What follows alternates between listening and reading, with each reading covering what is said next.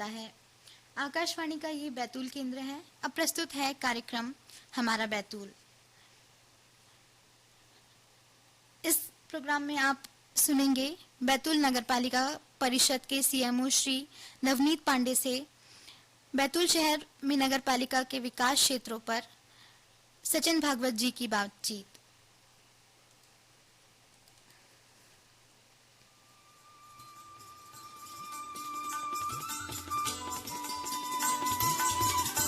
हमारा बैतूल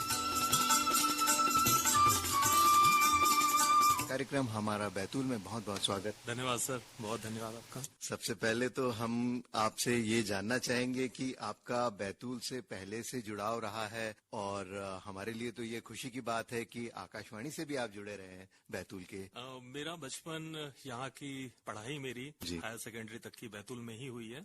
हम लोग मूल रूप से प्रतापगढ़ यूपी के रहने वाले हैं। पिताजी की जॉब यहाँ पर होने के कारण कुछ समय मेरा बैतूल में बीता और उसी दौरान मेरा जो संबंध बना वो आकाशवाणी से बना। आकाशवाणी में सन 2007 में मैं युवा वाणी प्रोग्राम के लिए चयनित हुआ था।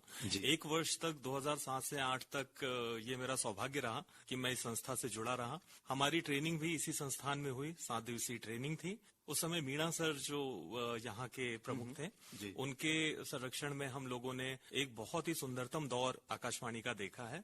तो मेरा काफी अच्छा जुड़ाव इस संस्थान से बना रहा। बहुत अच्छी बात है और हमारे लिए भी खुशी की बात है कि आप शहर से और आकाशवाणी से भली भांति परिचित हैं।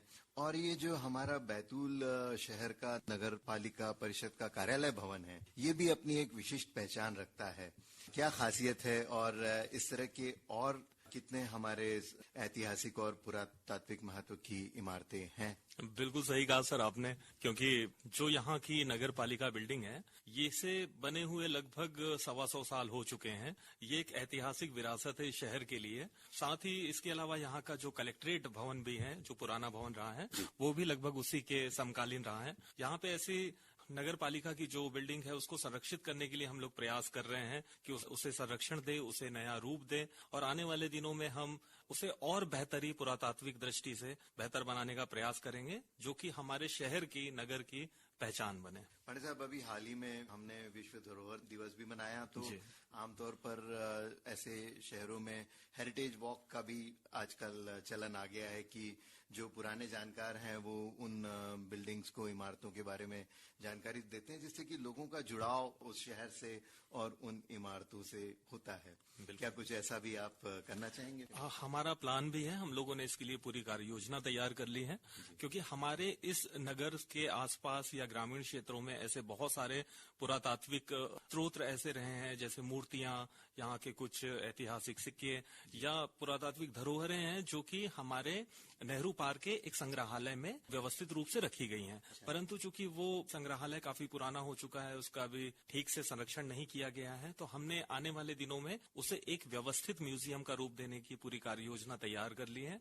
हमारी पूरी कोशिश है कि शहर के जो भी ऐसे पुरातात्विक धरोहरें हैं, उनको हम व्यवस्थित रूप से एक स्थान दें, जहां पर हमारे शहर की जनता, लोग स्वयं जाकर के उन्हें देख सके और हमारी संस्कृति से जुड़ पाए। बहुत अच्छी बात। अब हम आपके कार्यक्षेत्र के बारे में जानना चाहेंगे कि जो नगर पालिका परिषद बैतूल का कार्यक्षेत्र है, इसमें क्या क्या गतिविधियां संचालित की जा रही है? नगर पालिका क्षेत्र में इतनी सारी गतिविधियां हैं कि शायद लगातार इस पे बोलते जाएं तो भी कम पड़ेगा। पर मोटे तौर पे मैं आपको बता दूं कि हमारे शहर में अगर कोई भी डेवलपमेंट का कार्य हो रहा है नगर पालिका क्षेत्र में, चाहे रोड्स बन रहे हैं, फ्लाईओवर, नालियां बन रही हैं, गार्डन्स बन रहे हैं, ये सभी जो भी नगरीय क्षेत्र से जुड़े हुए विषय हैं, उन्हें करने का काम, जनता की मूलभूत सुविधाओं से जुड़े हुए काम, ये नगर पालिका करती है। एक विंग हमारी पूरी सैनिटेशन से संबंधित होती है, जिसके बारे में आप सभी जानते हैं कि सुबह से रात में पूरे शहरों में सफाई का कार्य चलता है। साथ ही साथ फायर ब्रिगेड जो हमारी तात्कालिक व्यवस्था रहती है, तुरंत जब भी कहीं से फोन आते हैं आगजनी के, तो 10 मिनट के 5 मिनट के अंदर हमारी टीम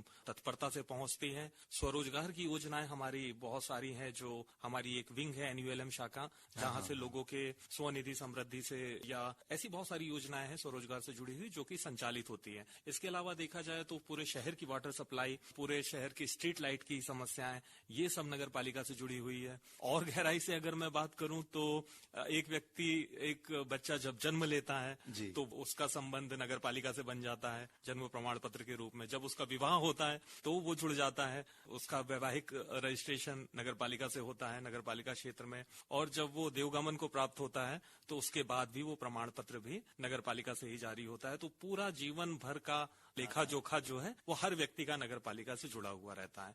इसीलिए इस संस्था को नगर पालिका के रूप में जाना जाता है। जी। और एक और महत्वपूर्ण कार्य जो हमारे स्वच्छता कर्मी इसमें सहयोग देते हैं, जो घर घर कचरा कलेक्शन होता है और फिर हरा कचरा और जो सूखा कचरा है इसका पृथक्करण किया जाता है। तो इसमें भी आजकल हर शहर अपने आप प्रयास कर रहा है, एक मोबिलाइजेशन हो रहा है कि स्वच्छ बैतूल हम भी बने। हम लोगों ने इसमें 3 स्तरों पर बड़े कार्य करने जा रहे हैं हम लोग। पहला तो एक स्तर होता है कि हम जन जागरूकता से पूरी तरह से जुड़े। जनता को जब तक हम जागरूक नहीं करेंगे तब तक हम पूर्ण रूप से स्वच्छता के क्षेत्र में आगे नहीं बढ़ पाएंगे।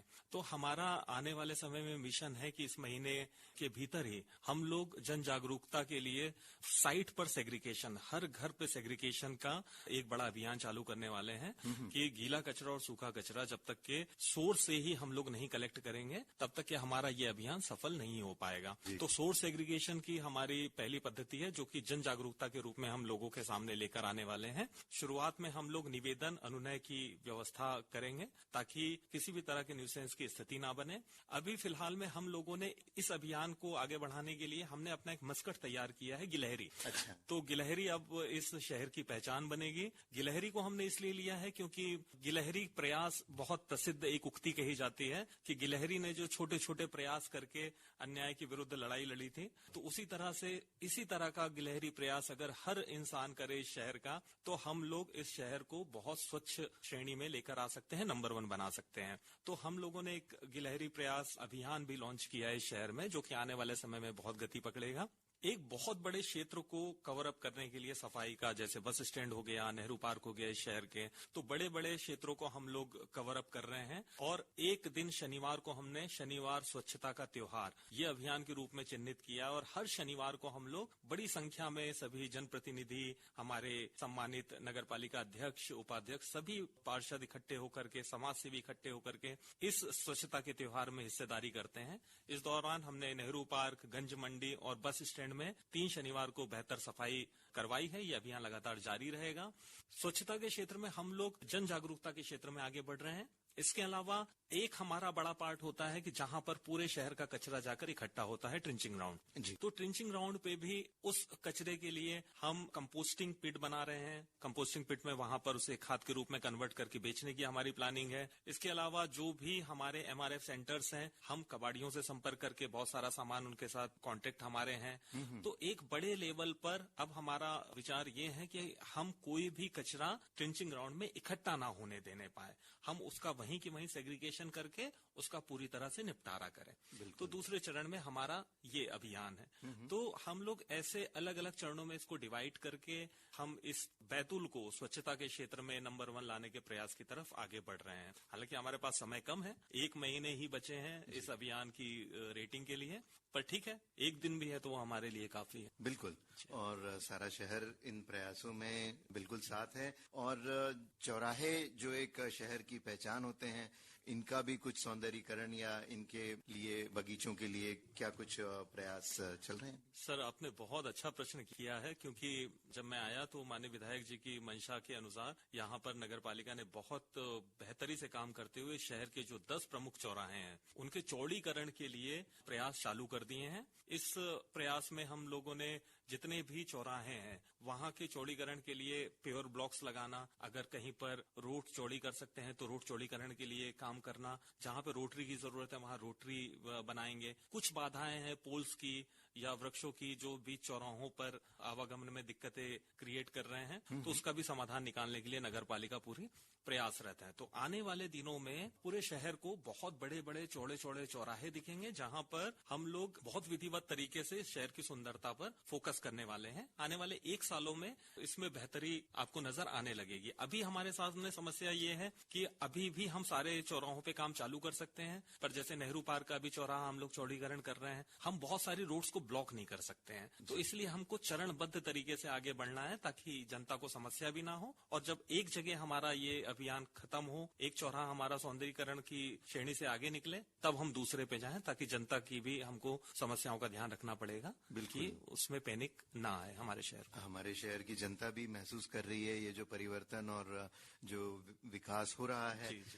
और कौन कौन सी ऐसी नागरिक सुविधाएं हैं जो कि नगर पालिका परिषद के जरिए लोग उपलब्ध कर सकते हैं, अपने लिए पा सकते हैं? हमारे शहर के जनप्रतिनिधि इस कार्य में बहुत सजग हैं, क्योंकि जनप्रतिनिधि जितने भी हैं, हमारे माननीय सम्मानित विधायक जी, हमारे नगर पालिका अध्यक्ष महोदय, या हमारे जो सम्मानित अभी कलेक्टर महोदय आए हैं, उन्होंने भी मेरे साथ बैठक ली है। उनकी भी विचारधारा सोच जो है बहुत अग्रणी है। जैसे कि यहाँ पर जो अभी लाल बहादुर शास्त्री स्टेडियम है, वहाँ पे एक बहुत ही बेहतर और सुंदर इंडोर स्टेडियम बनाने का प्लान है, क्योंकि हमारे शहर में कोई भी इंडोर स्टेडियम नहीं है। क्योंकि उस स्टेडियम में क्रिकेट, फुटबॉल, बहुत सारे ऐसे खेल होते थे, तो एक अलग क्रिकेट स्टेडियम का लगभग वर्क ऑर्डर हो गया है और शहर को एक नया क्रिकेट स्टेडियम भी मिलने वाला है। पुलिस ग्राउंड की बात करें तो वहाँ पे बहुत सारे लोग इस शहर के जुड़े हुए हैं, पर दौड़ने वाले जो बच्चे होते हैं, जो दौड़ की प्रैक्टिस करते हैं, उनके लिए कोई बेहतर सुविधा नहीं है। तो हम लोगों ने 5 लेन का वहाँ पे प्रस्ताव किया है, जिसपे जल्दी काम शुरू होगा। हमारे शहर में लगभग 25 ऐसे स्कूल हैं जो कि अभी जर्जर अवस्था में है। माननीय विधायक जी ने उस पे प्रयास करते हुए और माननीय कलेक्टर महोदय के प्रयासों से उन 25 का भी वर्क ऑर्डर जारी हो गया और हमारे वो स्कूल भी मूलभूत सुविधाओं से युक्त हो जाएंगे आने वाले दिनों में। तो ऐसे हम लोगों की बहुत सारी प्लानिंग है। जैसे अभी शहर में पानी का जो क्राइसिस हम देख रहे हैं, उसको हमेशा के लिए समाप्त करने के लिए हम लोग अन्य व्यवस्थाओं पे भी जा रहे हैं, जिसकी हमारी कार्य योजना लगभग तैयार है। हमारा लक्ष्य ये है कि आने वाला जो 1 साल है, इसमें हम मूलभूत समस्याओं से बाहर आए और हम लोग अगले कदम पे आगे बढ़े। जैसे माननीय प्रधानमंत्री जी ने बिल्कुल मूलभूत सुविधाएं, शौचालय से शुरुआत की थी कि पहले मूलभूत सुविधाओं को हम लोग पूरा करें, तब हम बड़े मुद्दों पे जाएं। तो उसी तरह से हमारा भी नगर का भी ये प्लान है कि पहले जो फंसे हुए मुद्दे हैं कई सालों के, पहले हम उसको सॉल्व करें, बेसिक मुद्दों को सॉल्व करें, फिर हम बड़े मुद्दों की तरफ आगे बढ़ेंगे। बिल्कुल। जो कर संग्रहण है वो भी एक महती कार्य होता है और इसमें भी जो नगर पालिका निगम है वो लोगों से अपेक्षा करता है कि वो समय पे अपने करों का भुगतान करें ताकि विकास के कार्य हो सके। हाल फिलहाल में अभी जनगणना का कार्य चल रहा है। आपके माध्यम से सभी जनता को ये बात भी कहना चाहूंगा कि स्वगणना का भी कार्य प्रारंभ हो गया है।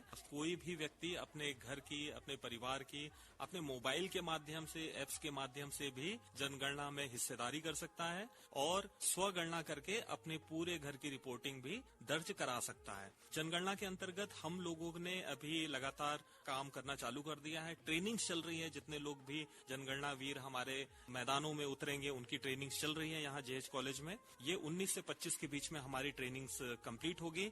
चूंकि पहला फेज बहुत इंपॉर्टेंट होने वाला है जनगणना का, जो कि 1 मई से 31 मई के बीच में चलने वाला है, जिसमें मकानों की जनगणना होगी, पूरे मकानों की नंबरिंग होगी, फील्ड वर्क करेंगे। मेन बात यह है कि 34 प्रश्नों का एक पूरा की पूरा लेखा जोखा प्रपत्र में भरा जाएगा, जो कि एक परिवार से संबंधित बड़ा महत्वपूर्ण दस्तावेज हमारे पास उपलब्ध हो जाएगा।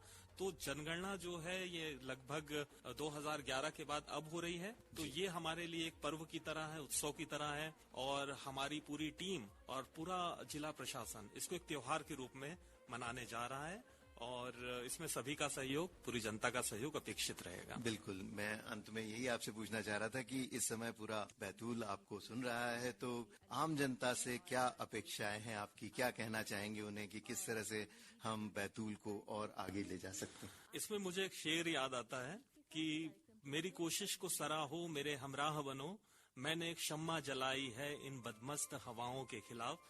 तो ये हमारी एक क्षमा है जो नगर पालिका, जिला प्रशासन और पूरा प्रशासन, जनप्रतिनिधि, ये सब लोग एक क्षमा जलाने की कोशिश कर रहे हैं, एक रोशनी जलाने की कोशिश कर रहे हैं, प्रयास कर रहे हैं कि हम सभी जनता के हितैषी कार्यों को आगे बढ़ाएं, जो हमारे शहर को नंबर 1 बनाने में सभी जनता की महत्वपूर्ण भूमिका है। और यहाँ का जो जल संकट है उसको हम ठीक करने का प्रयास कर रहे हैं।